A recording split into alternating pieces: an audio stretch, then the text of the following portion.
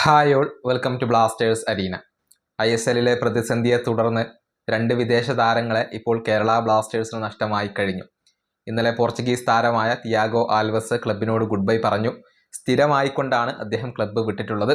അതേസമയം ഇന്നാണ് ക്യാപ്റ്റനായ Adrian Luna ബ്ലാസ്റ്റേഴ്സിനോട് good bye പറഞ്ഞത്. അദ്ദേഹം ലോൺ അടിസ്ഥാനത്തിലാണ് പോയിട്ടുള്ളത്.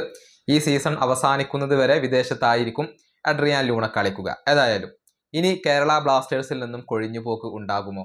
ചോദ്യം ടൈംസ് ഓഫ് ഇന്ത്യയുടെ മാധ്യമപ്രവർത്തകനായ മാർക്കസ് മെർഗുലാവയോടാണ്. ഉണ്ടാകും എന്നാണ്, യെസ് എന്നാണ് അദ്ദേഹം മറുപടി പറഞ്ഞിട്ടുള്ളത്. അതായത് കൂടുതൽ താരങ്ങൾ ഇപ്പോൾ കേരള ബ്ലാസ്റ്റേഴ്സ് വിടാൻ നിൽക്കുകയാണ്. കൂടുതൽ കൊഴിഞ്ഞു പോക്കുകൾ നമുക്ക് പ്രതീക്ഷിക്കാം. മിക്കവാറും വിദേശ താരങ്ങളെല്ലാവരും ക്ലബ്ബ് വിടാനുള്ള ഒരു സാധ്യത ഇവിടെയുണ്ട്. കാരണം ISLലെ പ്രതിസന്ധി നീണ്ടുപോവുകയാണ്. അതിന് ഈ അടുത്ത കാലത്തൊന്നും പരിഹാരമാകില്ല എന്നാണ് എല്ലാ റിപ്പോർട്ടുകളിൽ നിന്നും നമുക്ക് മനസ്സിലാകുന്നത്. നോവ സദോയ് ക്ലബ്ബ് വിടാനുള്ള സാധ്യതയുണ്ട്.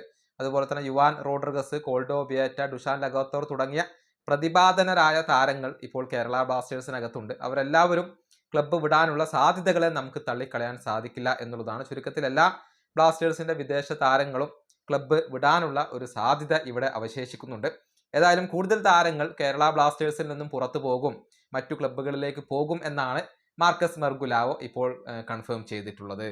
ഈ വീഡിയോ അവസാനിപ്പിക്കുന്നു. അടുത്തൊരു വീണ്ടും കാണാം.